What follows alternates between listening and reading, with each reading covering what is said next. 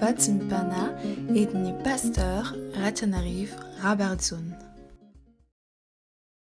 Vavaka sy atoko. Mideranao mankalaza anao mivonahitra anao zay Andriamanitra raizanaka fany masonao satria no fitantanao sy mivinanao dia velonatra ampamonjena indray. Mitsaoka anao mamivonahitra anao manoroka ny tongotra masina an Jesosy tomponay ary mankasitraka iram-poram-panahy satria menandroina mahavelona no foazonao tamin'ny toromasom-pahafatesana ka natsanganao tahaka ny tsy manan-tsiny. Diovy Jesosy amaranao sarobidy bovaka amin'ny fahotana sy ny tsy fahamarina rehetra. Detra feno izay araka ny ben'ny famindramponao ary ilay firanao masina anie mba hitaridarana anay.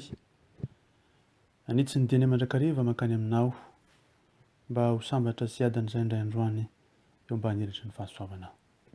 Misaotra Jesosy dia miterena araka ny fombanao vonintsy mpanomponao.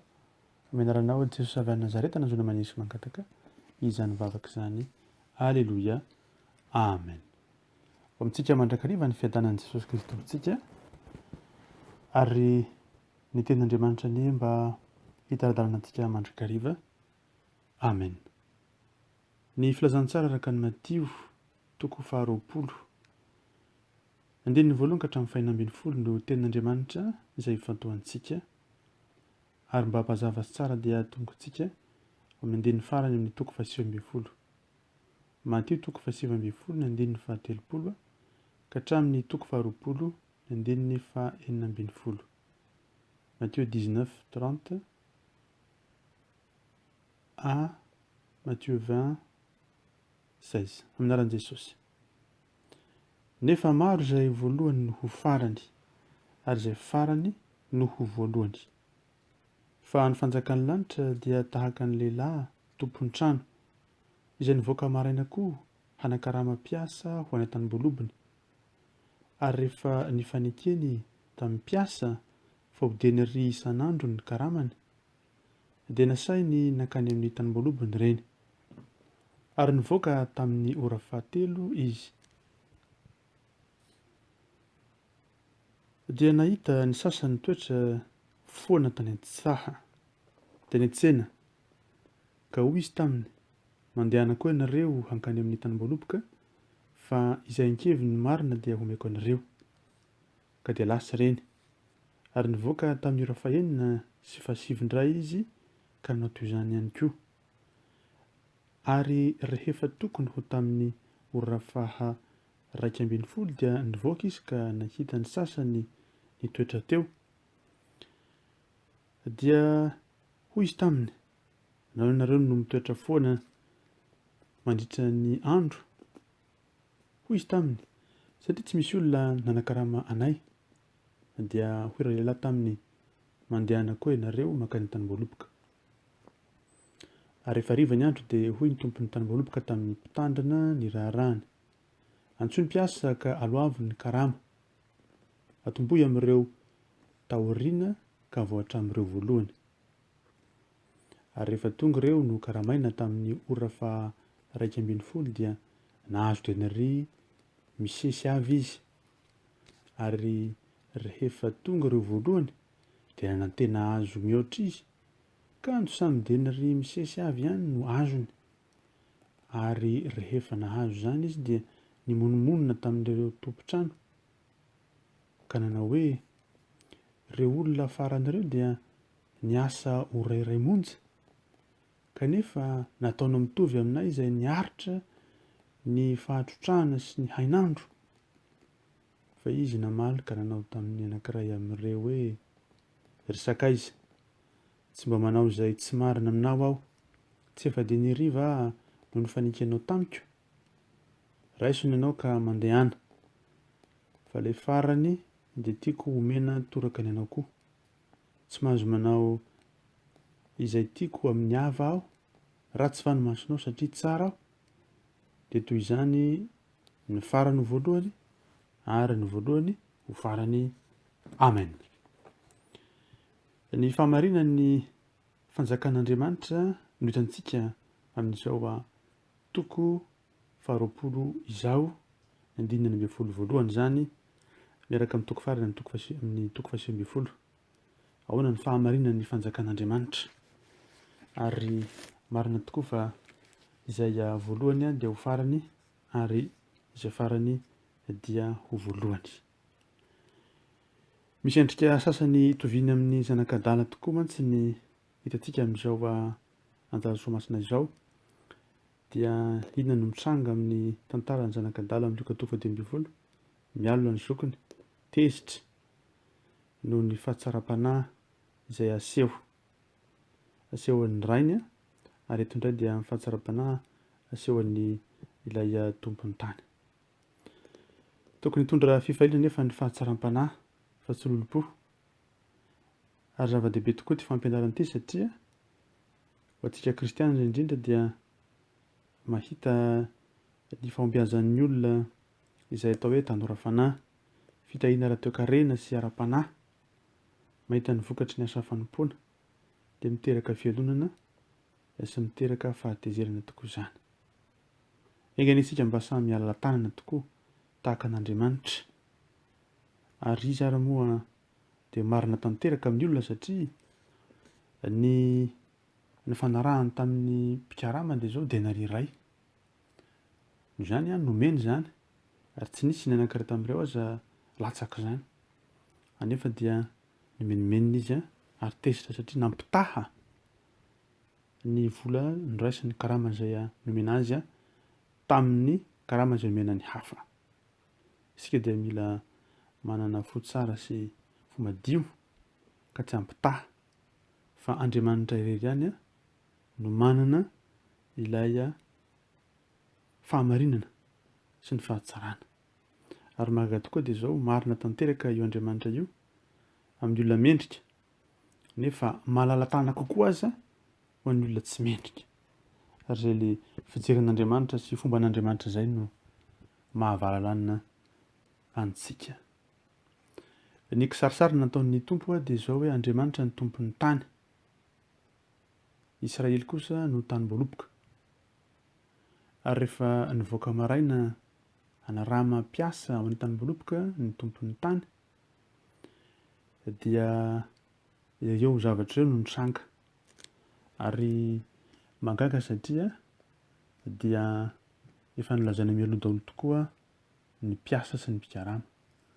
Ary izy dia manamarika hoe mandidy ny fahefatra hoe izay ankeviny marina dia omeko anareo izy. Izay ankeviny marina dia efa omeko anareo. Izany isanisany amin'ny ireo ora samihafa ireo dia efa mahafantatra tsara ny mpikarama fa izay no karama izay omeny ary dia efa tapitra ny andro dia natolotra izay ny fanarahana. Arakaraka izany dia zao hoe ny manaitra dia zao atombohy izy amin'ireo taoriana vao hatramin'ireo voalohany. Ny olona izay tonga farany indray zany nomena voalohany amin'ny karama. Manaitra ny sain'ny ireo olona ireo Andriamanitra, manaitra ny saintsika mpamaky ihany koa dia ny hoe ny farany ho voalohany ary ny voalohany ho farany. Mila faharetana ny asan'Andriamanitra satria tsy fantatsika tokoa atao hoe ny mahatonga ny andro hariva roviana no hariva ty andro ty, izany hoe roviana no tapitra izy rehetra izao. Mila miharitra isika. Anefa ihany koa mila mandray ireo mpiasa vaovao, ireo olona vaovao izay tonga miditra amin'ny fanjakan'Andriamanitra, mpikarama vaovao ny saritsarin'ny teny, saritsarin'ny ohatra, ny olona samihafa izay tonga miditra ao amin'ny fanjakan'Andriamanitra, miditra amin'ny fiangonan'Andriamanitra, manampisa antsika fikarakarana manokana amen'Andriamanitra azy. Ary isika mila manana izany tokoa. Mampiavaka mantsy amin'ny faritra misy ny tantara, misy ny Israely, misy ny Moyen-Orient iny dia fomba fanao tokoa izany, mandeha mivoaka tahaka izany. Ary mandrakitiana androany dia mbola fahita matetika amin'ny faritra maro eran-tany, izany hoe misy mivoaka maraina anara-mampiasa.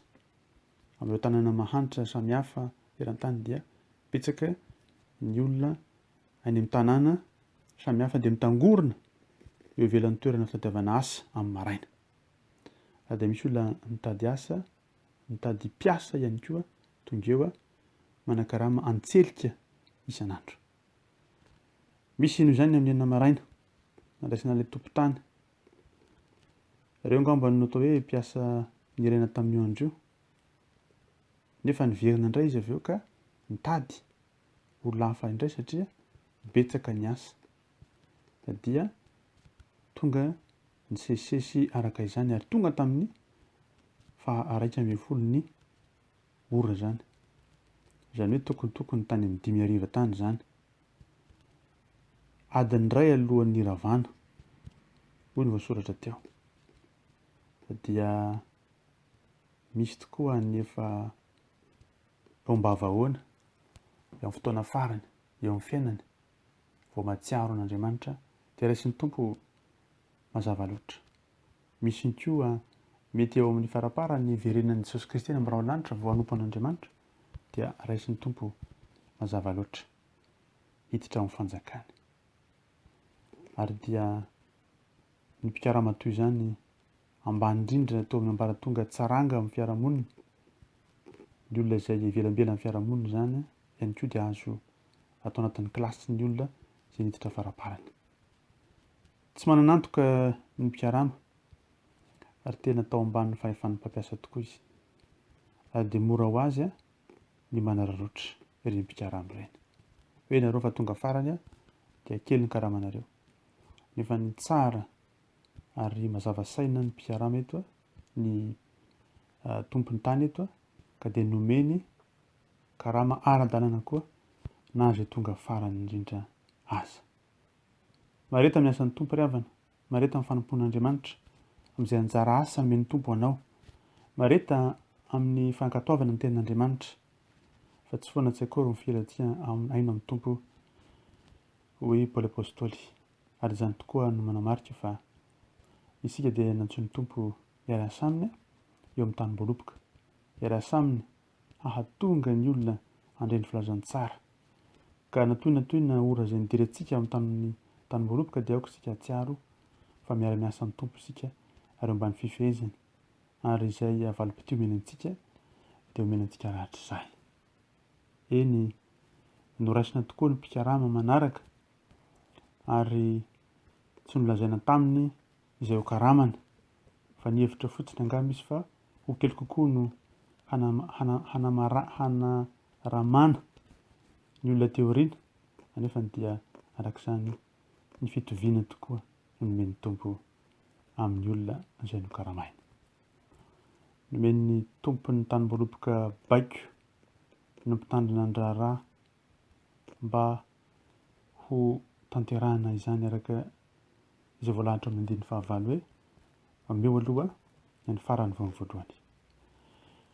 Raha jerena mamaika tokoa ny fiteny ny farany voalohany ny farany dia mety hoe manondro ny fandaminana fotsiny, kanefa misy dikany tokoa lalina zany. Samy mandray karama mitovy ny olona ary ireo mpikarama izay niasa naharitra indrindra dia nahazo denaria, ny mpikarama niasa kely indrindra tamin'ny ezaka izay natao. Ary dia naharay karama mitovy dia ny monomonina ny laza fa tsara ny natao, kanefa araka nilazain'ny Tompon'ny tany dia mazava tsara, tsy marina ny hoe raha tsy fitondra izy satria efa nisy fifanekena ny fanaovan'izy ireo tota. Ary izany fanekena izany no anaramana azy. Ara-drary ny karama tsy tafatoetra izay fa atao hoe fanaratsiana sy atao hoe zavatra tsy fifaliana nasehon'ireto mpikarama ireto. Ara-drary ny karama ary tsy tafahoatra, kanefa tsy kely koa. Manantena vokatra mitovy amin'ny hazo namanao ianao fa izy tsara vitana, hoy ny fitenenana amin'ny faritra iray any Afrika. Tsy tokony raisintsika ho antony andraisana sy andrasana vintana sy anjara mitovy amin'ny namanao ny mahatsara vintana azy. Antitra anterina izany obolana izany fa miavaka sy manana ny maizy azy ny olombelona rehetra sy samihafa ny fiantraikany toe-javatra mitranga eo amin'ny fiainana. Mampiseho ihany koa izany fa ny fiaintr'Andriamanitra dia marina sady ampy-tsara fa tsy kely.